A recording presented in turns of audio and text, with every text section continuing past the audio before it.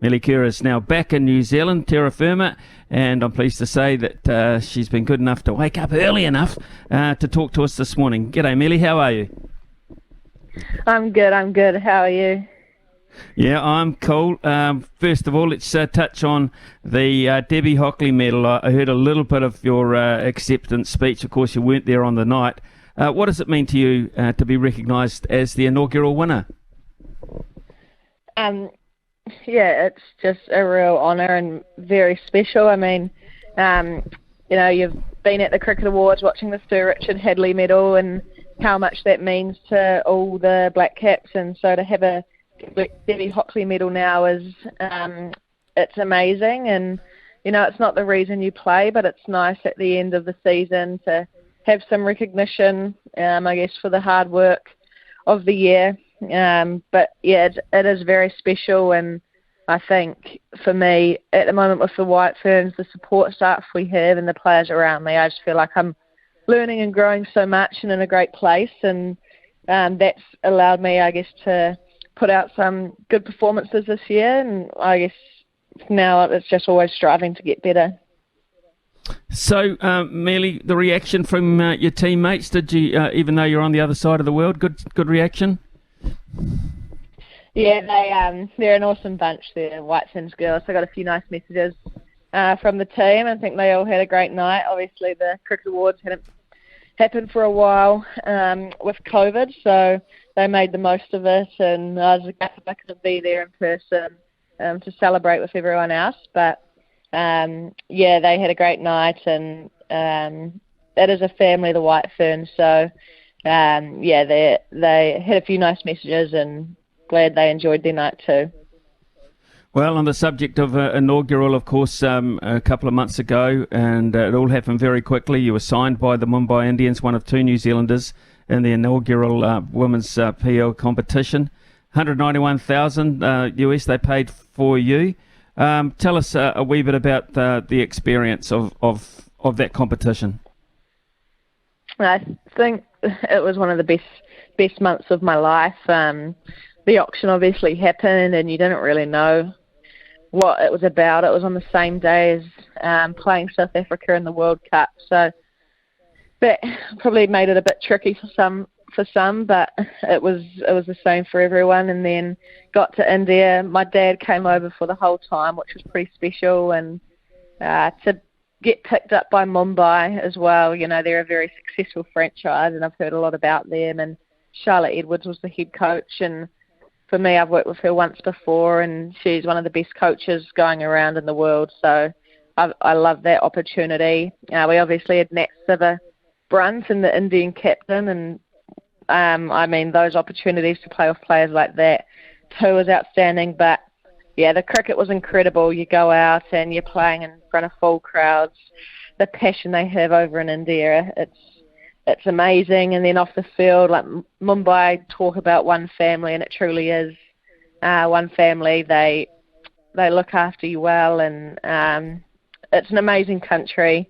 That's an amazing country when you're going there for cricket. So yeah, I had a blast, and obviously winning helps the enjoyment factor. But despite the results, it was win or lose, it would have been such an amazing experience, and made even better by getting the win.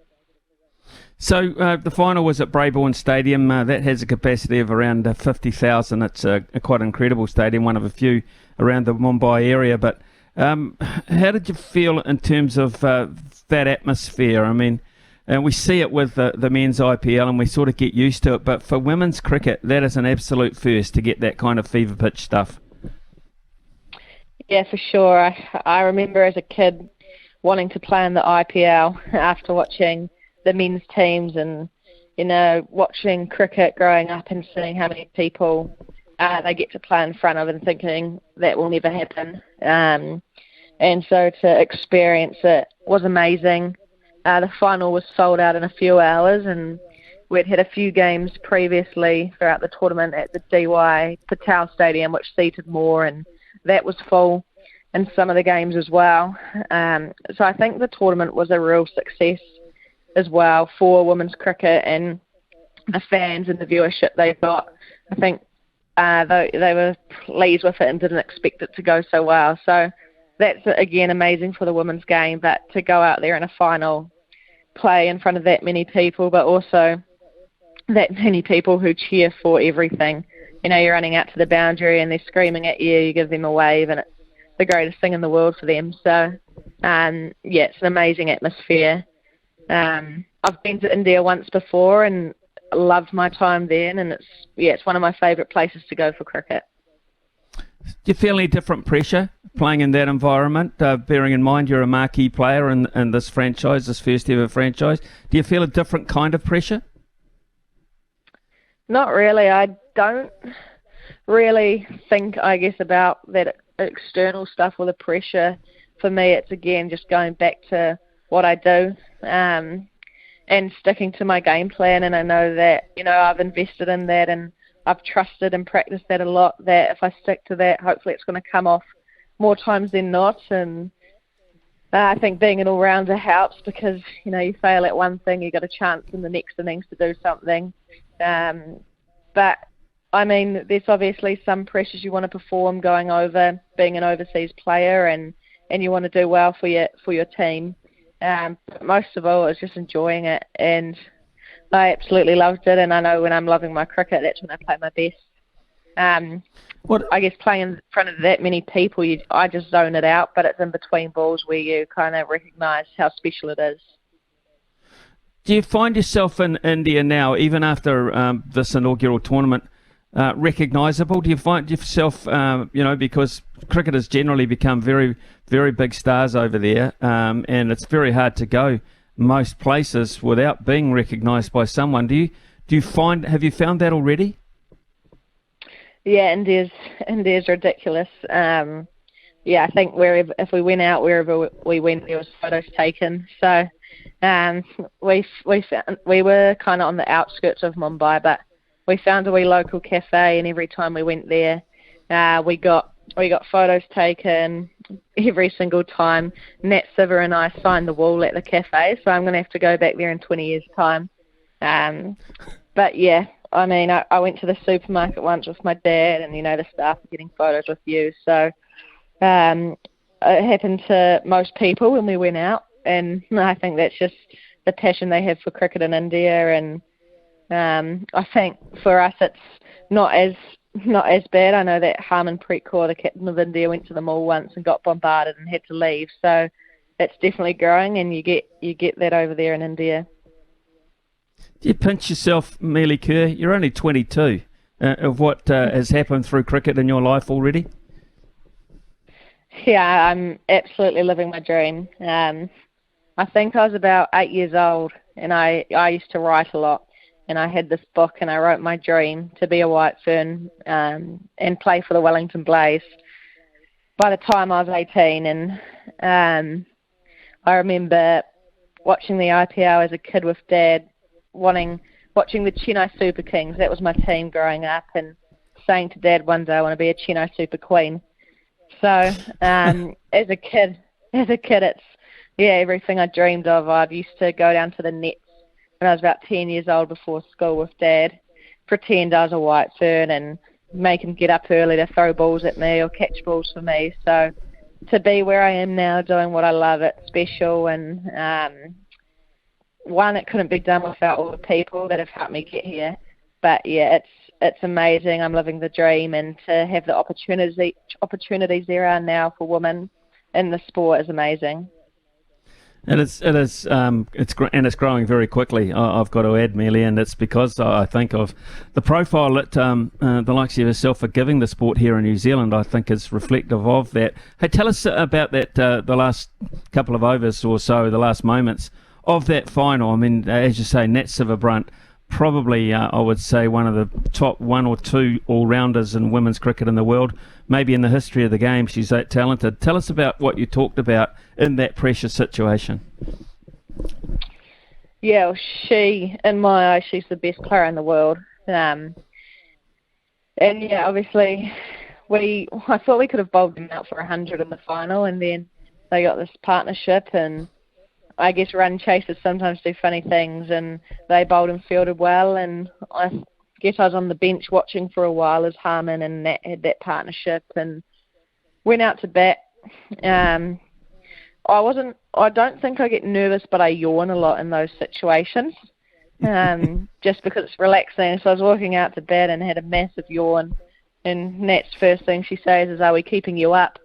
So she was pretty relaxed. She was in the zone, and she wanted to finish the job. And when you're going out there with her, who's in and the best in the world, you have that belief that you can win. And for me, I guess fortunately with in my career, I've kind of batted everywhere. So I've been in those situations before, and those are the situations you dream of when you're a kid. Those are the situations when I was at primary school I'd write about in creative writing. So to go out there and have that opportunity to do something, and I guess I wanted to be aggressive too, to take the pressure off Nat. I didn't want her to have to get all those runs, and it was sticking to my best option. But yeah, when I went out there with her, I felt a real belief that we're going to do this. And when you're going out in those situations, that's what you want to feel. And that's, again, just stripping it back. Once that ball's being bowled, I was very in the zone, and it was about what's my best option to get a multiple or a boundary here, and if not, I'm going to get off strike. So now that you're home for a small period of time, what's next on the calendar for you? Yeah, well, I'm on a break now, so it's nice to have some time at home. It's kind of been non-stop since the Commonwealth Games, so it's been full on. So yeah, now it's time to probably just enjoy being back with family and friends and catching up with people. But yeah, after that, the White Ferns will kick in. I think we have a tour to Sri Lanka coming up, and then the season kind of starts again, and it's full on. But I love being home, and it's nice to be with my people again. And yeah, it's been a massive year, and I probably didn't know that I was going to be away so much, and didn't know how I was going to go with being away. But I've absolutely loved my time, and now it's just going to be nice to sit back, I guess, and reflect and be with the people I love. It's a very crossroady time, I think, for the White Ferns. It's a side that should actually, I think, on paper, perform a wee bit better than it does, Melie, and I would imagine you would have been in agreement with that. So what has to be done in terms of the White Ferns? Because from the White Ferns, of course, if they play well, the team gets noticed, the individuals get noticed, other individuals then perhaps join you in India or 100 or these other franchises. One thing leads to another. So what has to happen for the White Ferns? Yeah, I agree. I think, I guess it's been a theme where we haven't performed in World Cups, and we had the Commonwealth Games where we did, and it's probably since I've been in the team a world tournament where we stepped up and did well. But yeah, it's been, the World Cup was disappointing for us. As those first two games we did not play well, and we've got some amazing talent and some great experience and some young players coming through. And I think with the support stuff we're building at the moment, we're in a good place to grow and get better. I think a massive thing is belief.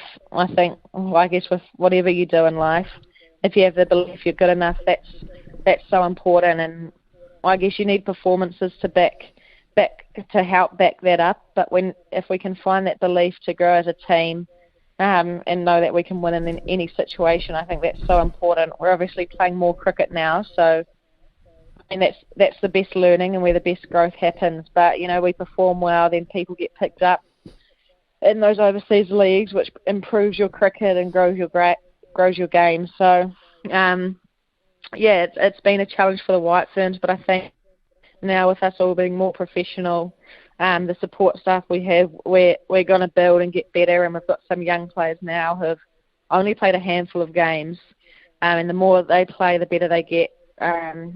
And yeah, I think we've just got to step up in those big situations, which we haven't done. But if we can get that belief and find a way, that's how we're going to get there.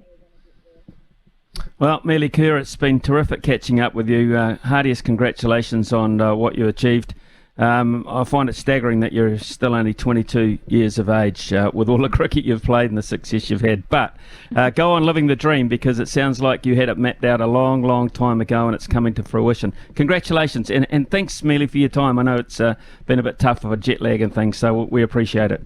SENZ.